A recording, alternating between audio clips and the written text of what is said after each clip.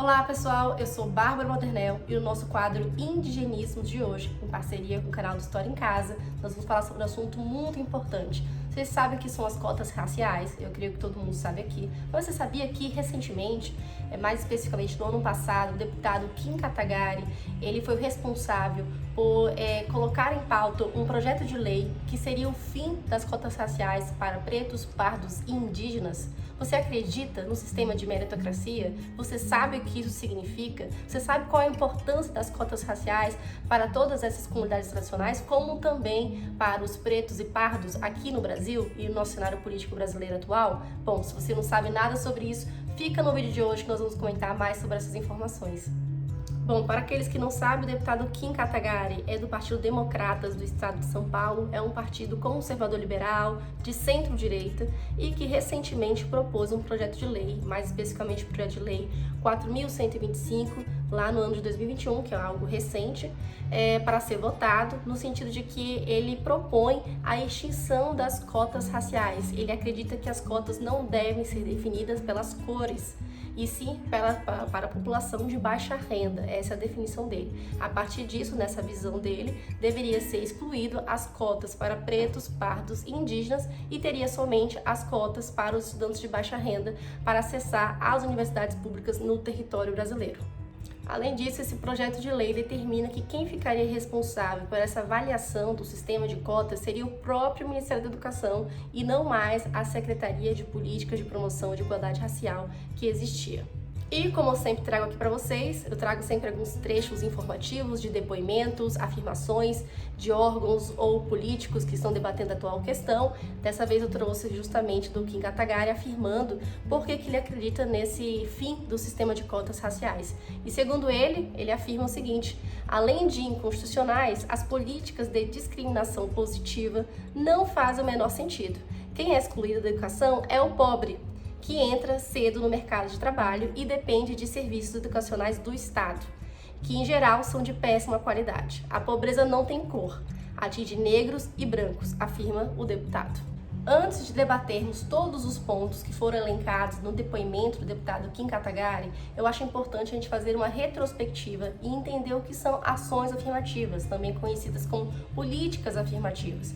Bom, gente, para quem não sabe, as ações afirmativas são medidas que são propostas pelos estados, não só aqui no Brasil, como também em outros países ao redor do mundo, a partir do momento em que se encontra disparidades econômicas ou sociais entre as diversas etnias raciais daquele país, daquele território. Então, aqui no Brasil, a gente já sabe que, por A mais B, que tanto pretos, pardos e indígenas não possuem a mesma vantagem econômica social com relação aos brancos. E isso a gente vai falar mais um pouco especificamente ainda no vídeo de hoje, mostrando dados de pesquisas com relação a censos que foram realizados com essas medidas.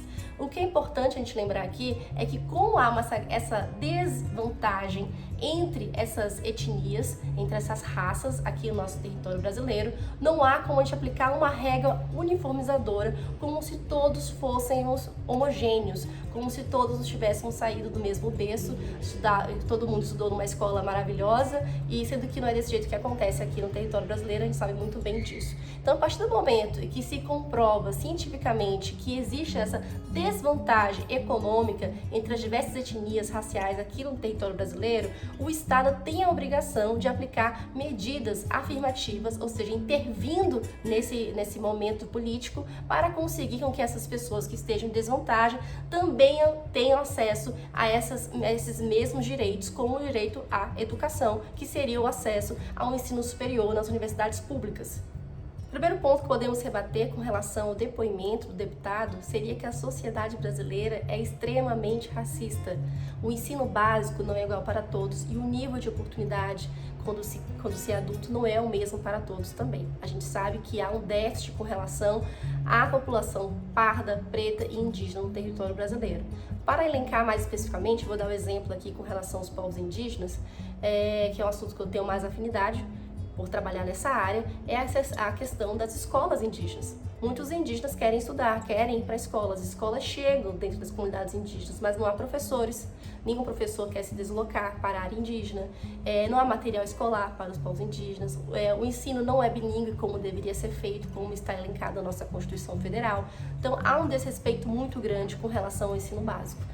Agora me diga como essas crianças, como se tornarem adultas, irão chegar nas universidades públicas. Será que elas vão ter as mesmas condições de conseguir entrar numa universidade pública que nem as outras pessoas que estudaram em um colégio particular, que tiveram aulas todos os dias, um ensino completo, estudaram inglês, enfim, etc., em competição com essas outras pessoas? Não, elas não terão a mesma vantagem. Então, por isso que, nesse caso, é necessário ter uma política afirmativa, justamente com um sistema de cotas, para essa população indígena conseguir acessar essas universidades.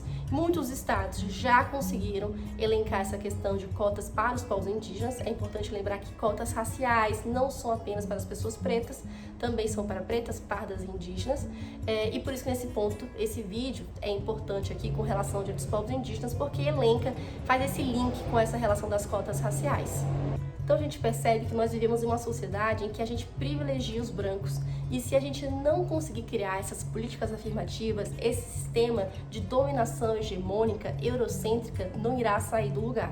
Então, a partir do momento em que a gente acredita e defende que é necessário ter políticas afirmativas e cotas raciais, é um passo muito importante para a gente conseguir com que mais indígenas e com mais pessoas pretas e mais pessoas pardas hoje se tornem médicos, se tornem advogados, se tornem professores e se tornem doutores acadêmicos que escrevam livros que devem ser consumidos pela população branca, e que é só assim a gente consegue mudar o nosso raciocínio, o nosso preconceito que é institucionalizado dentro de diversos organismos dentro do nosso território brasileiro.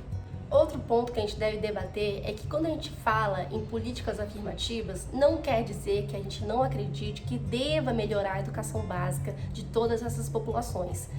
Muitas vezes as pessoas perguntam: mas se você defende então as cotas raciais, quem tem que melhorar é o sistema de ensino básico. É óbvio que tem que melhorar o sistema de ensino básico, só que até ocorrer uma mudança dessas, como já vem sido elencado, demora anos para que isso chegue para todas as populações, e só nas próximas gerações é que isso vai começar a surtir algum efeito.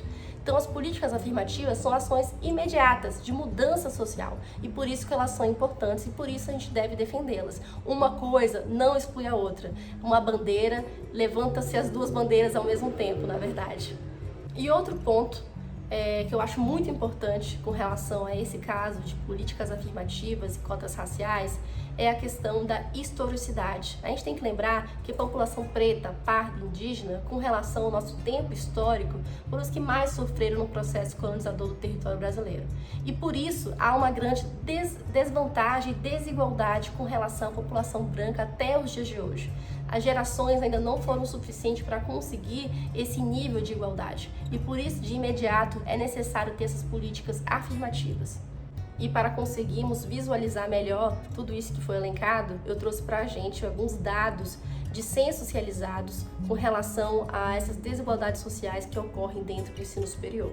Então, para vocês terem uma ideia, pretos e pardos representam 53,6% de toda a população brasileira. E mesmo sendo a maioria, eles estão numa minoria de cargos de relevância, como de chefia ou dentro das universidades, etc. Apenas 12% da população preta e 13% da parda tem ensino superior completo, enquanto a população branca, esse número é de mais de 32%. Então a gente vê a partir daí esses números como é bem destoante o acesso ao ensino superior, com relação, quando a gente vai classificar essa questão pelas raças, essa desigualdade social fica muito mais aflorada. Eu espero que o vídeo tenha sido esclarecedor, e eu acho que cabe aqui a gente refletir no final de tudo isso, é que se duas pessoas vivem em situações desiguais e elas vão concorrer de forma igual, a gente vai perpetuar uma desigualdade social. Então, por isso é tão importante a gente acreditar e defender as políticas afirmativas, como das cotas raciais. Só assim a gente vai começar a mudar toda essa questão de escalonamento do racismo institucionalizado que existe no nosso território brasileiro. É isso.